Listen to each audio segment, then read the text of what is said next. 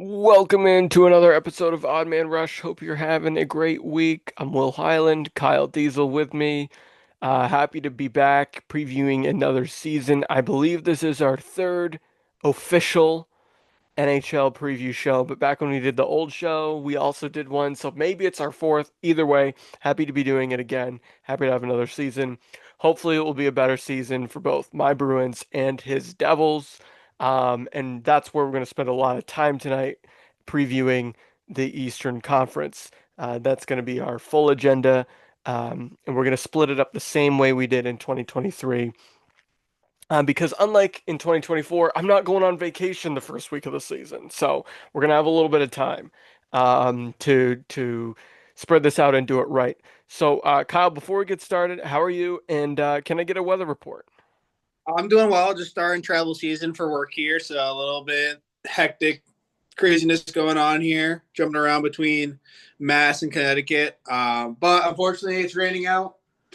I shouldn't say unfortunate because we do need the rain. It's been dry. I think we've had some sprouts of rain here and there, but it's going to really affect our fall foliage. As you know, up there in Maine, it's going to be not going to be so pretty. It's probably going to come super quick and be gone fast unless this rain helps it out. But that's the only unfortunate part. We're just not gonna have great foliage for the fall. Mm.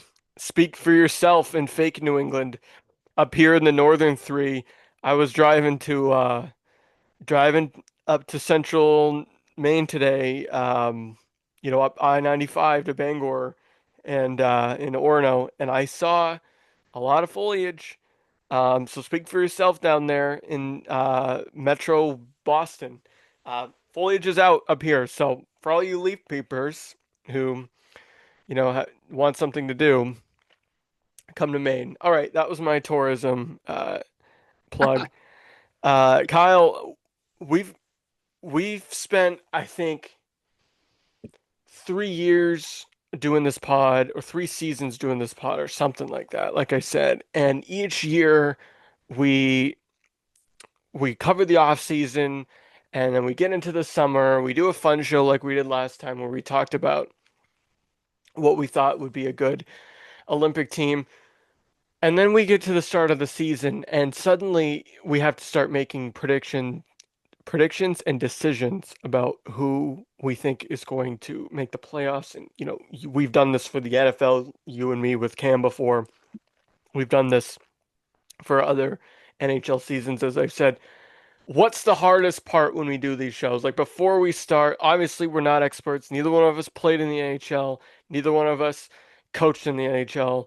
Neither one of us played organized hockey. At least I didn't after the age of like 9 or something. So what we're not experts, we try to be, but what's the hardest part when um when you get to this point in the season where we're about to start, like, and we're making these predictions? Yeah, I think that's a great question. Since we both never had organized hockey, as you mentioned, it's hard to give a say because we're giving an outsider's perspective. And we kind of give a good perspective of looking at it through the lens of how I think most viewers would view it as successful teams, chemistry, everything combined together to provide success at the end of the day, winning the Stanley Cup. As we realize, I think many fans like ourselves agree that a lot of the trophies they give out, yes, they're great, but they really don't mean anything. It's at the end of the day, it's to win the Stanley Cup. That's what really matters.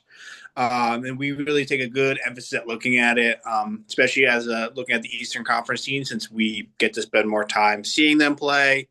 Since when the Western Conference teams usually play at a later time, so it's hard to really get eyes and hands on it, but also working full-time jobs on top of all of this. So we take the time to really focus on providing our fans and everything the best knowledge that we can provide. So I think we do a good job at it. But the hardest part, as you mentioned, is just seeing who's going to be healthy, who's going to gel together each and every year. Because as we talk about, there's always a team that's going to creep into the playoffs that we don't expect, and there's always a team that drops down both the Eastern and Western Conference. So I think that's the hardest part: is who's going to be the team off the bat, who's going to do well, and who's the team that's going to shock us.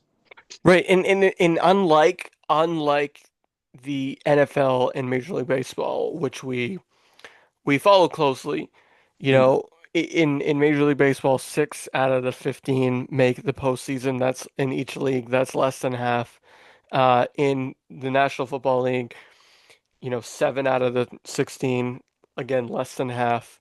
Um, because of the playoff format, where you have Yeah. half of the teams make the playoffs in the whole league. So, 16 out of 32 for the whole league, and then 8 for each conference, usually, 4 for each division. However, it can sometimes change that because of the format. That's what makes it hard. The divisional format with the 4 big divisions, and then within that, the conference format.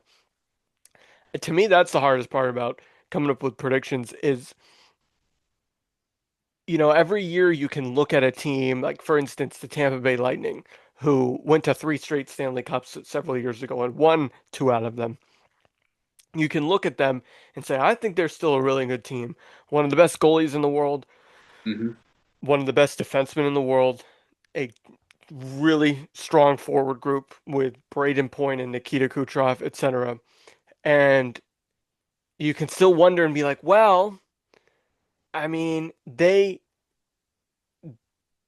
could very well be like a wild card team in this in this uh in this playoff format and get matched up against a really good team in round one, and then your predictions for the whole regular season, as you pointed out, are thrown out when you get to the Stanley Cup playoffs because that's what everyone looks at. Like Yeah. for example, another one, Kyle, and I think you'll agree, it's the Washington Capitals. We didn't have them on our bingo board to have a Nope. great year. They had a uh, transcendent year as a result of the Ovechkin chase. They won the President's Trophy, I believe, and then they get to the playoffs and they didn't really meet expectations. So that's I agree. I agree. I think that's what makes it so hard is the NHL, despite having half the league make the playoffs, is very much an all or nothing uh, league when it comes to how you measure success. Hmm. Um, and that's what makes it difficult. But we're gonna give it our best stab. And Kyle, I want to start with that Metro division since I brought up 2 teams in the Metro just now. Um, or actually, one, the most recent one, the Capitals. Uh, do you do you see the Metro as having like more than 3 playoff teams? Because last year it ended up being the Atlantic that brought in 5, I believe, and the Metro only had 3. Or do you see the Metropolitan Division having a wild card team? I guess is my opening take. Like, what do you look at in the Metro Division? Yeah, I mean, looking at the Metro Division overall, I mean, it's tough. I mean, I think the Hurricanes automatically, as we can talk about, are the best team in that division. I think we both agree on that one. They've repeated beating everyone in the Metropolitan Division for multiple years. Just can't get the hurdle of the Eastern Conference Final, especially against those Panthers. So I'm solid on them, sold on them. Devils, I mean, depends. As we know, Jack Hughes is the center of that team. Without Jack Hughes, that team is abysmal. They're an average team. They could be substituted in as a Flyers Pens team, like basically. Capitals, I don't know. I mean, I watched them play the Blue Rinds the other day in preseason. I thought they looked pretty decent, really good youth they've got. I think they will potentially go back, whether it is as a 2-3 or a wild card team. I think they will honestly be back. For that wild card spot, Islanders are looking decent. I just still think they're too young. Rangers, I'm thinking maybe the Rangers hop in there. I'm just not too sure with Mike Sullivan as their coach how he's going to bring that youth unit all together. Because we saw the last few years in Pittsburgh, he couldn't do it with the veterans he's had on that team to really get them over the Right. hurdle, which never happened. So I just don't know if they're going to be able Well, to do it. it Blue hasn't Jackets, it happened years yeah, ago, but yes, not recently. not recently, no. Blue Jackets, I feel like they could be a team that sneaks in there, but unfortunately, the Flyers, Pens, I'm sorry, they're just not going to make it. They're just not the same level as all these other teams. Did we talk about the Islanders in that spiel? Yes, we did talk about the others. I said I think they're just too young still. Too young. Okay, yeah. They are making the steps in the right direction, I do believe. But they just got to get a few years experience. Yeah, I agree with most of that. I think I look at this Metro division, and it's similar when you talk about the other sports. I mean, playoffs and who's going to make the playoffs and who's going to have a good regular season or whatnot. Really, at its core, no matter what sport you're talking about, it's a math equation, right? Yeah. It's a math equation because if you have a team that's really successful, 82 games, 2 points for a win, 1 point Yep. for a overtime loss, you're not gonna have a lot of teams that are near the top, every year. So if you have a really good team that's eating up all those points, then that's points that another team isn't getting. Correct. And there's not shared point. I mean, there isn't an overtime loss, um, but still the team that wins is getting the extra point. So you know what I mean? Like so, there's no there's not going to be a lot of space in the middle of the league, right? You're going to have a couple at the very front, and you're going to have a couple at the very back, and then in the middle, it becomes a math equation. And I think for the Metro division, with that in mind, last year the Rangers didn't make the playoffs, and the Islanders didn't make the playoffs, and the Islanders actually, we think about them being a young team because they drafted first overall, and you can trick yourself into thinking that they had a really bad season, but because of that, but they actually weren't that far out of the race pretty late into the year, like near the trade deadline, they were hanging around that wild card race we were talking about for months on end last winter. So, like they got lucky with the draft lottery. That's why they got Matthew Schaefer at number one. But they are a team that didn't make it last year that very well could have. Maybe not one we look at this year. Yeah. Maybe to your point, the Rangers are that team. I have a hard time thinking the Rangers are going to stay down. Again, too good. We talked about good goalies and uh, good forwards with Tampa. New York has them too, and veterans. They named JT Miller their captain, Hmm. etc. Um, and then with some of these other teams, like Columbus was knocking on the door really late into the year. Um, Carolina and I think New Jersey are good. I think they're going to make it. But again, your Devils, Like I they said, were they depends on. were they were teetering. Um, so I think with the Metro Division, it's like if you're going to shoe in Carolina, which I think you do, I think they're probably the Yeah. best team in that division, top to bottom, the only team that can roll four really good lines. Um, Outside of them, New Jersey, Washington, the Rangers, sure, I'd feel pretty confident with that group. But the Islanders, the Jackets, they were hanging around. Is Mhm. Philadelphia addition by subtraction? I don't know what they're doing as a team. Like I mean, they that's made a push the year before, which was a surprise, but then they fell off a cliff. yeah, the Islanders, sorry, the Flyers were hanging around for a little bit, but I'm looking at their roster right now, and like outside of Michkov and Mm. Zegras they just acquired and Konechny, like those are three pretty good forwards in their top six. Their Yeah. defense isn't, I mean, I like Travis Sanheim, but that's about it. And then their goalie is Noah Cates. Oh no, Mhm. sorry, he's their defenseman, my bad. Samuel Urson and Dan Vladar. I mean, that doesn't inspire me. Um, so yeah, I mean, and we talked about Pittsburgh. So I kind of agree with you. You really got to look at Carolina, New Carolina, Jersey, the Rangers, Washington, and then the rest of it is kind of a mixed bag. I I do think Columbus will be good, but yeah, maybe not good enough to make the playoffs. I will say for this division, it runs through the Canes. Like if you're gonna go far, you have to prove that you can beat the Hurricanes. And so far, no team in the Metropolitan so far has been able to do that, except the Rangers a few years ago. But that's really been it. But this is a totally different Rangers team than it was 3 years ago. So it's really got to be up to the Canes. Everyone's got to go through. Kind of like when we switch over and talk about the Atlantic. it's been a toss up the last few years who you've had to run through in the last 10 years. Wouldn't you agree? Yes, yes, and while we're still on, I agree, and we'll get to the Atlantic for sure. But while we're still on Carolina, a thought just popped into my head.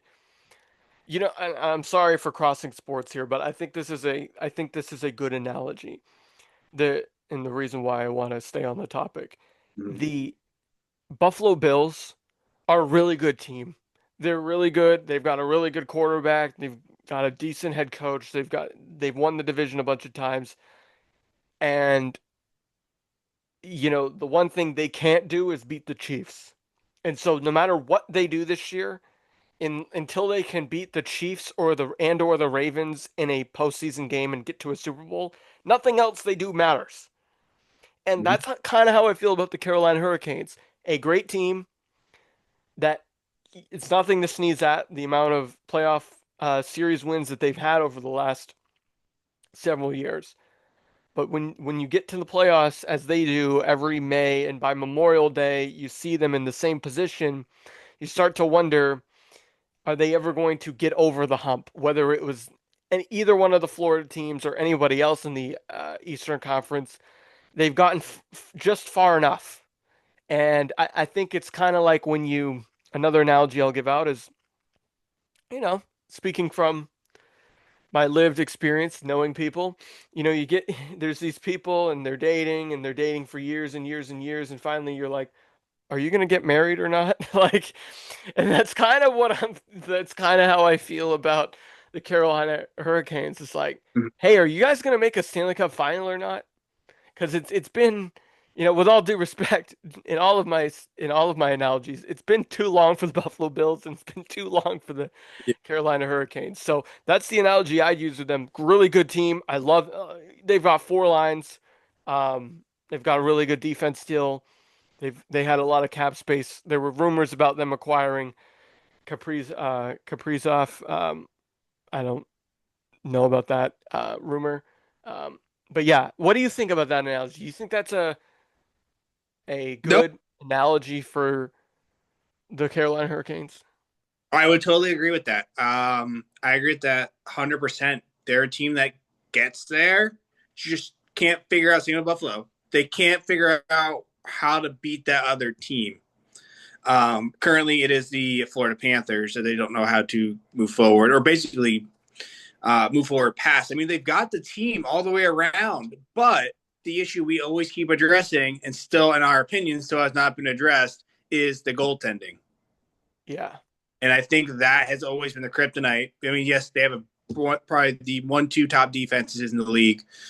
Though they've just brought in Nicola Eilers, if I'm saying it right, this offseason to help Nikolai Ehlers, yeah. hopefully this boost up goal scoring there on their end because they did lack it when the Ehlers, yeah. years. But as we talked about, their goaltendings haven't been healthy either. Anderson hasn't had a healthy year in a couple of years now. They don't really have a solid number two, so they've been going to 3 and 4. Haven't found anything else. And I think that's the only thing is holding them back is this one piece of this goaltending. And as we know, only your leaders can take you so far. I mean, yes, you have Slavin, probably the best defensive player in the NHL right now, but he can only do so much to stop the puck. He's not a goaltender. Unless they plan to change their strategy and try to score 5 or 6 goals. But that's just not how the Hurricanes are. They're built on defense first, speed down the other way, and hopefully go around. But you are right. They are just like the Bills. They get to the AFC title game. They get to the Eastern Conference Finals. The Chiefs, the Panthers, when they see them, they just tuck their tail and hide away. I would say though that the Bills have had a better matchup against the Chiefs than the Hurricane have had any matchup against the Panthers. What are they? I think they're like 1-14 and It's something like that. I don't know about that. I don't know exactly, but I think like dating back to like 2022, Brody, who's a listener, he would know. He's a Hurricanes fan. It's not a good statistic, right? yeah. And it's not that again, this is why it's so hard to make predictions about this league, is Mhm. because it's really hard to degrade a team like Carolina who consistently wins their division, goes to the playoffs, and goes deep in the playoffs. However, if we're going to be fair and we're going to rib Edmonton and we're going to rib Mhm. whomever, we have to be fair when it comes to Carolina too. And I think like if we're gonna rib the Bruins, right? The Bruins are another one of those teams that for most of my life, off of 1 year, besides 1 year, always went to the playoffs and never went far. If we're gonna rib the Leafs, it's this very similar storyline, and it's not a good statistic, but I think the Hurricanes do have an opportunity this year, as you pointed out at the beginning of your point there. The acquisition of Ehlers is huge. Don't I'm forget, looking at their roster right now. I mean, their top line is as good as any line in the entire league. don't forget, I feel pretty confident saying that. Ehlers, Aho, Jarvis. That's as good as what in top to collectively as good as you can get in the league, maybe except for Edmonton, who has, you know, if they want to, Nugent Hopkins, McDavid, and Draisaitl. I mean, that's kind of it's kind of how I'm looking at it. Like it's pretty hard to uh, look down on that. And then I think, as I said a couple times tonight, their best strength is that they can roll four lines and then they can roll three defensive pairings and feel really confident in all three. However, again, as you aptly pointed out, Kyle, the the goaltending situation, you have a 35-year-old Freddie Anderson who has gone. I looked it up for you because you brought it up. That just so we could get the exact numbers. You correctly say that he has had injury problems the last 2 years. Yes, he since the last 3 years, 33 starts, 16 starts, 22 starts. So a 35-year-old goaltender who hasn't started more than 40 games in 4 years, mhm. only once since he's been on the team, and that's that's where the your money's made in the NHL. Like look at the goalie contracts we've seen, Dustin Wolf, Jeremy Swayman, etc. That just in the last couple of years, and look at what we saw playoff even older guys like Anderson is. Look at what we've seen them do in the postseason. Bobrovsky the last 2 years. Full stop. That's what they're gonna need to beat a Florida or to beat an Edmonton or to beat even even another Western team that they might face in the final. Because for them, the time is running out. I Correct. think No, they are running out of time.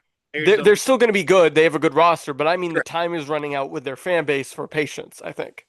Correct. No, I totally agree. Definitely running out of time for it. They need to get their stuff together. Like I said, their only weakness right now is goaltending. Like we can talk about all we want, and like I said, I thought they would address this issue of potentially trading for Gibson or Edmonton trading for Gibson, but these teams made a move to go get the main issue of why they haven't made it to the Stanley Cup or won the Stanley Cup. As we saw, the Yeah. team that have won the Stanley Cup have had a goaltender in that to lead them there. I would say the only team that hasn't most recently would be the Colorado Avalanche. I mean, Yeah. yes, Aiden played out of his mind in 2022, 2023. Like he was hot.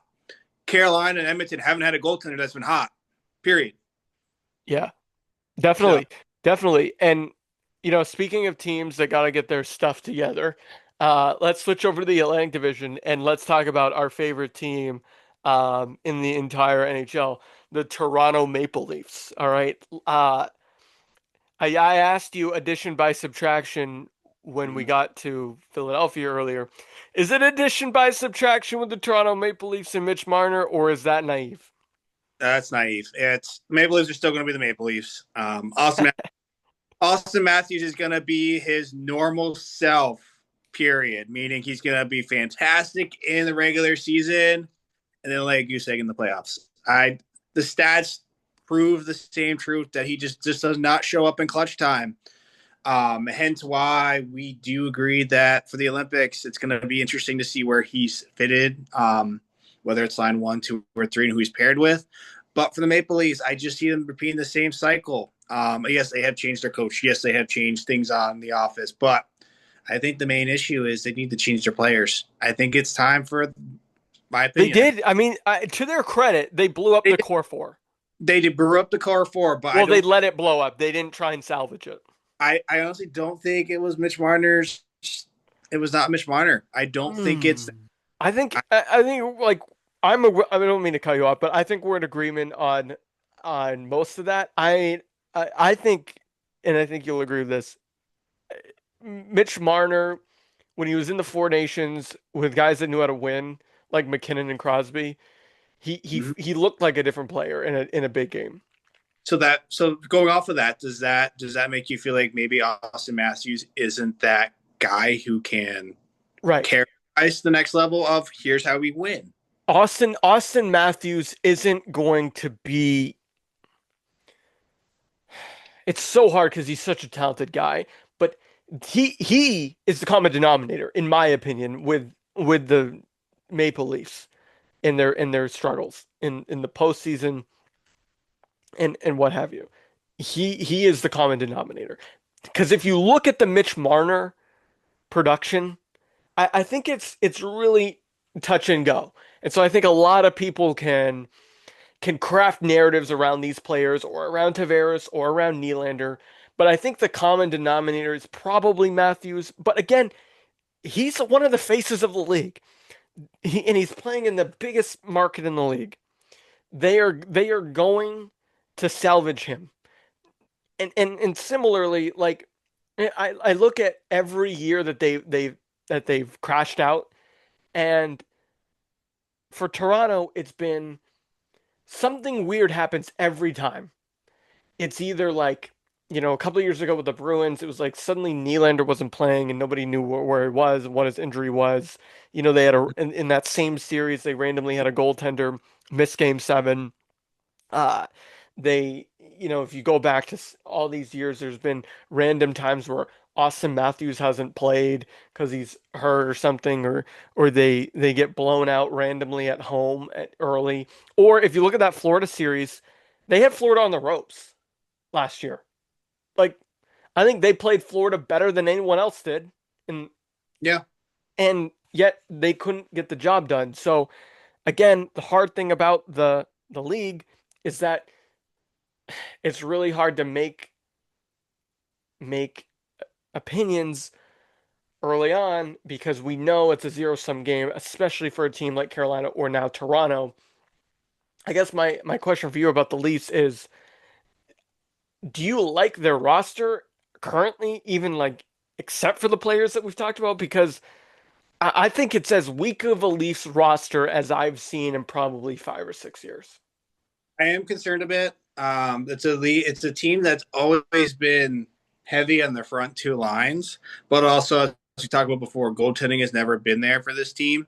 I do believe I believe their starting goaltender Wolf also just took a leave of absence for personal reasons, so hopefully he is able to return for the start of the season here for them. Um, but also with Austin Matthews still being questioned about Mitch Marner and all that, I mean, just looking at his interviews, he's annoyed by it. But I just don't feel like they're set up for success. I feel like the players aren't in the right mindset, especially if you're. To me, I feel like the captain is improving or saying things that's going to help this team feel successful. As we talked before, we saw him in the playoffs. I feel like he hasn't taken responsibility recently, as he's supposed to be a captain and a true leader of that team. So I think that's where it stems from, maybe, is the lack of true leadership in this organization. More than Certainly, I do think there's a leadership void, and you bring back Tavares as a veteran who's 33 years old. You re-sign him in free agency, hometown kid. That's all fine. I think he's fine where he's at this point, being your two center. I think there's worse two centers you can have in the league. I'm not really worried, like you said, about the top two lines. I mean, I'm like looking at this roster, and like their big offseason acquisition is what? Dakota Joshua? yeah, Woof. I mean, their defense pairing is fine. I actually like their defense. I think they're the best Toronto Maple Leaf defense we've seen in several years, but they're gonna try and win a different way. Hopefully everything's fine with Joseph Wall. I kind of like Joseph Wall actually, but Anthony Stolarz doesn't instill confidence in me if I'm a Maple Leaf fan. So this is like the weakest Maple Leaf roster, top to bottom, I've seen. Like I said, it's in several years since maybe the core four was established. Yeah. Um, and Mitch Marner not being there is a part of that, but we'll see if it's addition by subtraction. I'm not convinced. I'm not convinced it is. Um, with that said, like, how do you see the rest of the division going? Like, because Matthew Tkachuk is missing from Florida for a significant period of time. I mean, That team's going to look a little bit different. What do you yeah. see the rest of the Atlantic looking like? Even with Matthews being out, I'm not worried about the Panthers. We saw them without Matthews to the playoffs since the Four Nations, so Panthers will be fine. Um, they're a lock. I don't know if they'll be number one again. I know they're a lock automatically for the playoffs, whether it's 1, 2, or 3 in that division. Um, I think right now you could also put up there the Maple Leafs and the Lightning as to be proven. I think this is the division where those are the top 3 teams until someone knocks them off their or knocks their shoes off. I don't see any of those teams not making the playoffs. Those are I would say, the safety blankets out of all those teams. Okay. To see who is potentially going to fight for a spot in the wild card. Senators, we saw were a surprising team that made it last year, especially the Canadians, as young as they are, to make it all the way that far. They could do it again. I just don't think they're quite ready. If they do make it, as we saw before, I think they're just going to get knocked right out. The Red Wings are a team that always I want to say they're going to make it because they always look so good on paper, but then they always choke. So I can safely say that I'm going to go with, unfortunately, the Red Wings will not be making the playoffs this year. And then the Bruins. I watched them. I know it's only preseason. I watched them play the other day, and you would have been atrocious watching that game. They were giving up so many odd man breaks against these guys, against the Capitals. Yep. I know they're two youngsters in that net. They kept swapping in and out.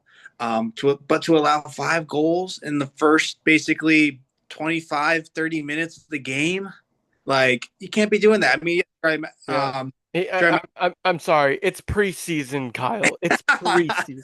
We're oh, talking about I know, I preseason. know, I know. I mean, Charlie We're talking McAvoy. about practice. I don't know if the Bruins did enough to bring in enough support to help Pasternak because Oh, absolutely not. so it's still a one heavy line. So you just can't. I know he's not getting any younger, but you got to put something else around him. Like, I don't know who else you put around him. I mean, you still have Geeky, James who's Higgins.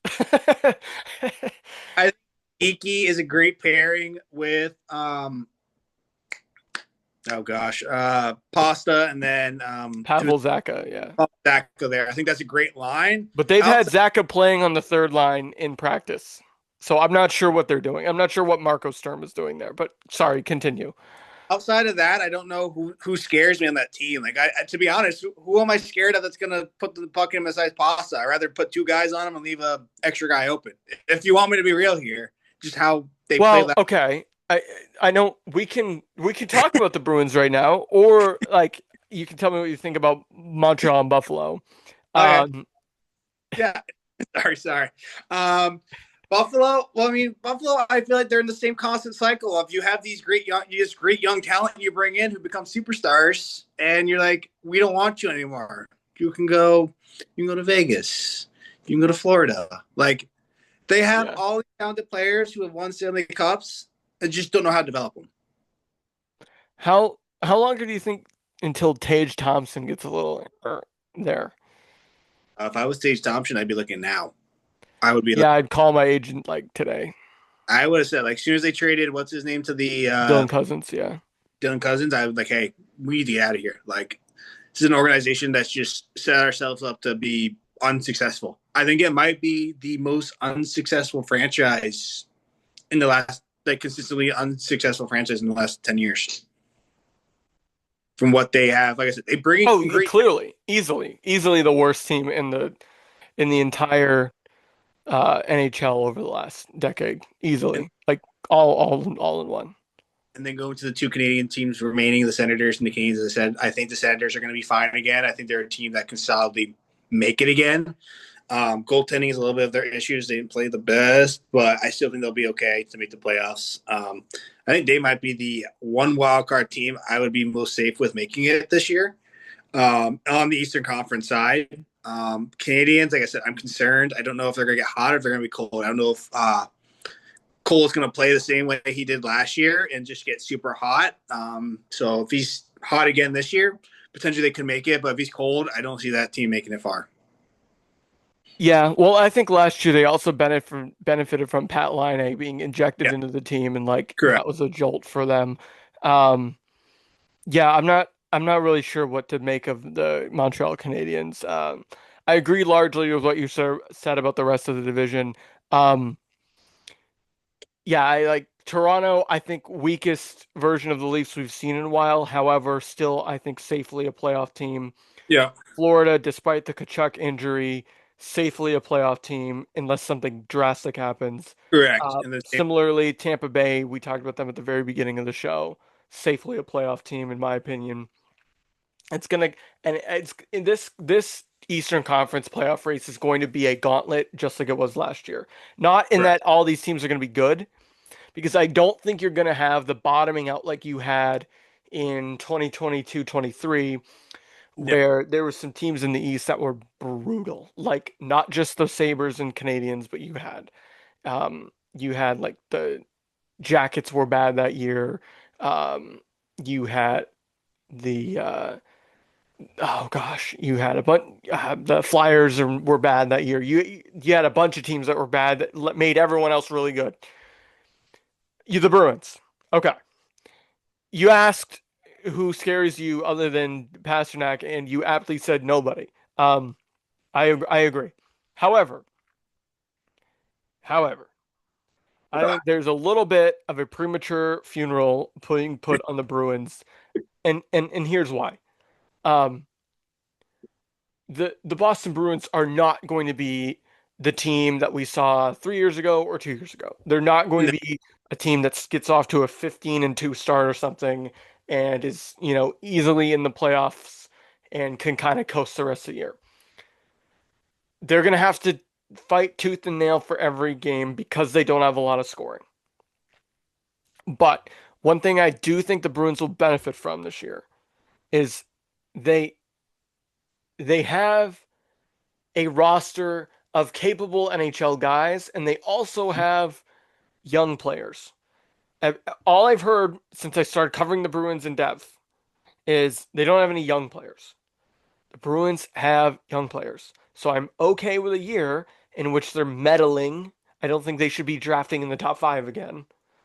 Uh, I'm okay with a year uh, where they're in the mix and they might be the 10th best team in the conference and miss the playoffs. I'm okay with that.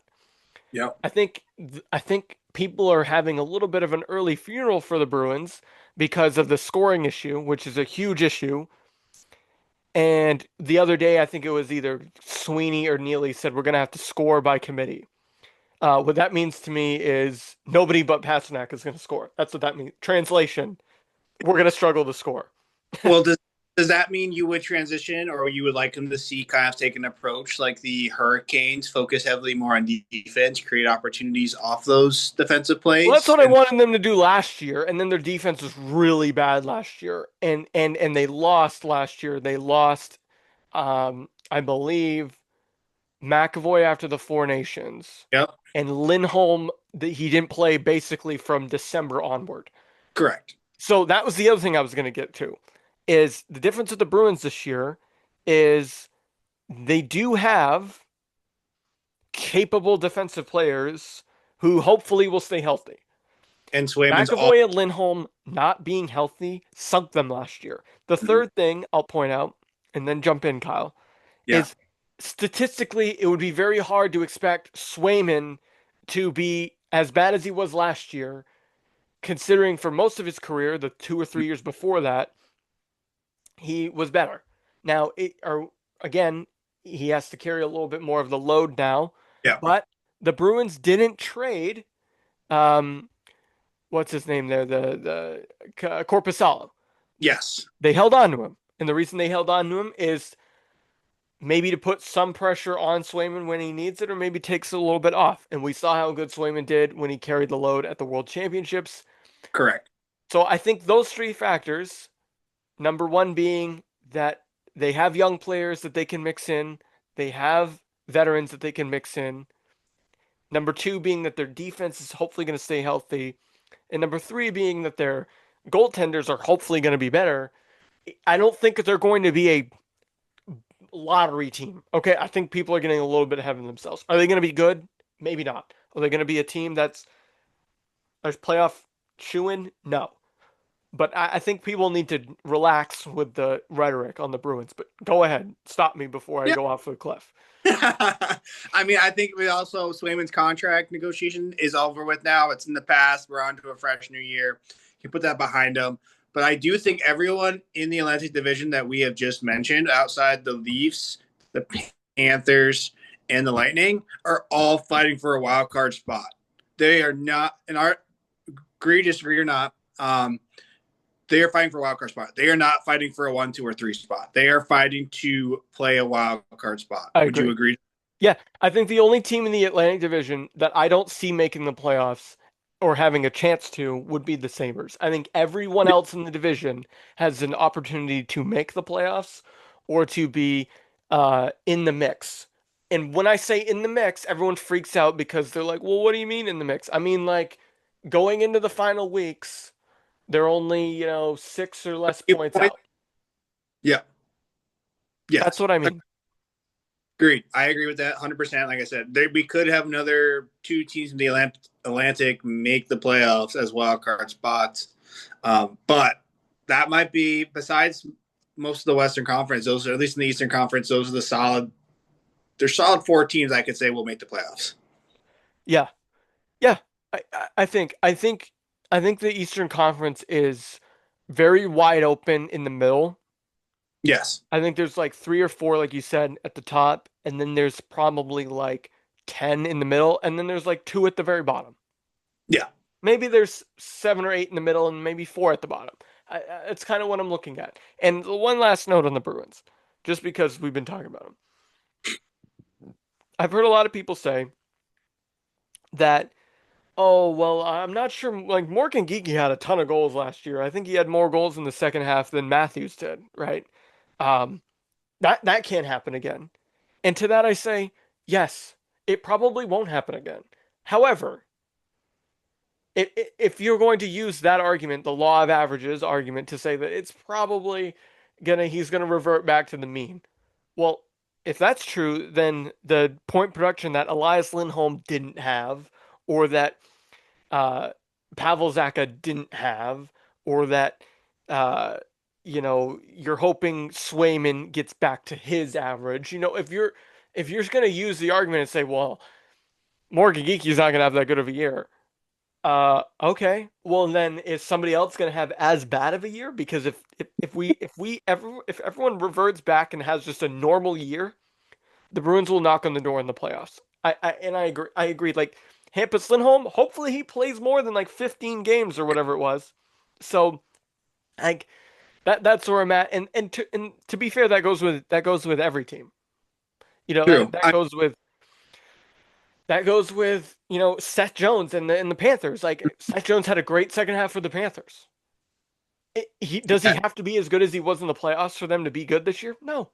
He has to be as good as he was for most of his career when he was with the Blue Jackets and his first year or so with Chicago. That's what you need Seth Jones to be if you're the Florida Panthers. So I think the Eastern Conference will be fun. You're going to see a lot of their games being a Devils fan and going to Bruins games. I'm obviously going to watch a lot of their games being a Bruins fan. Um, so like there's gonna be opportunities for us to be proven right and wrong, I think. But before we wrap up shop, Kyle, what do you see, or excuse me, who do you see being the final two teams facing off in the Eastern Conference Final? I mean, as of right now, it's really hard to go against what we've seen the trend as. I do think it's like I mentioned before, the Metropolitan Division, unless someone else can prove it to me, has to go to the Canes. And until I see another team be able to beat them, it's got to be them. They're the Metropolitan champs. And then, of course, you have to always take the Stanley Cup champ from last year. So the Panthers have proven that they can do it time and time again. So I have the Panthers versus the Hurricanes for a rematch. Okay. I like it. I like it. And I think my take is this. The Florida Panthers have had a great run, like a 3-year run Mhm. of tremendous hockey, and they deserve all the credit they've gotten. They've beat my team twice, etc. Won the Stanley Cup back-to-back years against a really good Edmonton team, excuse me. So they deserve all the credit they're going to get. That being said, I do think it's very hard for them to go to 4 Stanley Cups in a row. I think that's incredibly hard. Um, that's a lot of hockey to be played. Um, so I'm gonna go a little bit differently. I think you're still gonna get a Florida team. I think the Lightning are gonna come out Oh, of the Atlantic. Um, I think Vasilevsky is gonna have a chip on his shoulder, I think, this year. I think he's gonna watch a lot of his friends and go to the Olympics, um, and not gonna be able to do that. Uh, I don't think. I think we talked about that. Russia's not going. no. Uh, Similarly, Nikita Kucherov is not going. I think they're gonna have a chip on their shoulder. I think it's fair to say. I think they've also had a chip on their shoulder watching Tampa do it for all those years, or excuse me, watching the Panthers do it for all these years, and they want to get back to where they were, and they still have a compelling team and a good coach. So I'm going Tampa out of the Atlantic to face off against Carolina. I think Carolina's too good, so we're gonna have lightning and hurricanes. It's gonna be a storm down there. Um, Southeast, Southeast style. As much as I'd love it to be like Bruins Rangers and have like a Northeast, Yeah. no, I think the hockey universe has moved south, much like our older generation. Um, so I'm going Hurricanes and Lightning, Okay. and I'm gonna call my shot. I think this is the year. I think this is the year Carolina makes the Stanley Cup. I think they're gonna make it. I can't promise you they're gonna win it. But I think they get to where they want to be, and maybe they swing a trade for a goalie halfway through the year, Okay. Interesting. Okay. or maybe And they get lucky, like the Knights got lucky a couple of years ago. true, like I said, until they get a goaltender or Anderson or someone on that goaltending roster gets hot, they are not going to win the Stanley Cup. I wonder who's going to be on the market for goalies, trade market. I mean, that's a whole nother conversation, but I would see them entertaining the trade market um, for I mean, you that. same thing for Edmonton to put there for the Western Conference, but that we can save that for the next time we talk about the Western Conference because Yeah. they should have won the last 2 years, but once again, Yeah. Hey, on the topic of Edmonton, before we wrap up the show, quick thought on them. You had an opportunity to see those jerseys, those Edmonton jerseys, right? mm-hmm. Okay. Am I crazy? Everyone else hates them. I liked them. And I think I like the Flames more than the Oilers in Alberta, but I liked those. I they're liked those jerseys. super clean. I know they're a little more old fashioned, bringing some new fashion with it. Like I love it. I dig it. I'd make that the new uni. Yeah. I mean, I think the circle with the oil drop is iconic. I think they should keep that be Correct. their primary logo. But if you wear those on like Friday night home games or something, I mean, I think that would go, or Saturday night home games or something, and mix it in more than you Okay. normally would. I think that's a great jersey. I I will. I think anyone who doesn't like it hates fun. Yes, I will. I will say I do think the new NHL jerseys that have been coming out more recently have been better than the NFL's like rivals jerseys that have Yeah, been. absolutely. I do think the sweaters are looking so much nicer, so much cleaner versus what they're coming up with. Like for example, the Rams. Why do they still have the navy blue on the sleeves? Like, come on! Like, just make the whole thing black and with gold horns. Like, come on! Like, Yeah, that's weird. Totally weird. The Patriots one is weird too. Yeah, weird. The Bruins at live. You got to see those jerseys live. Were those good? I mean, you really don't notice the difference. Ah, So it's they look like sharp in still photos. correct, but it's like you don't really notice the difference on the ice. It's like, do I? Is it really different? No. Ah, that's disappointing. Um, so hopefully we'll see. Like I said, they don't look nice, but it's hard. That's a tough color scheme to go with. Yes, I'm just glad it doesn't look like a Penguins jersey. Well, one of the goaltenders had pads that I was playing the other night who looked like Pens pads. So It's probably DiPietro. Yeah, I was like, "Are you sure he's not from the Pens?" And I was like, "He looks like it." He's wearing the same. That the yellow was the same exact. It wasn't like a gold. It was a yellow. that's silly. Yeah, I don't like that. All right, you know what else I don't like? Wrapping up a pod, but we're almost out of time here. I appreciate you tuning in. Let us know what you think about the Eastern Conference in the comments below. We'll be back to talk Western Conference, and the next thing you know, a season will begin. So everyone, enjoy the rest of your week. Stay dry, stay safe, stay happy. He's Kyle Diesel. I'm Will Highland. This has been Odd Man Rush.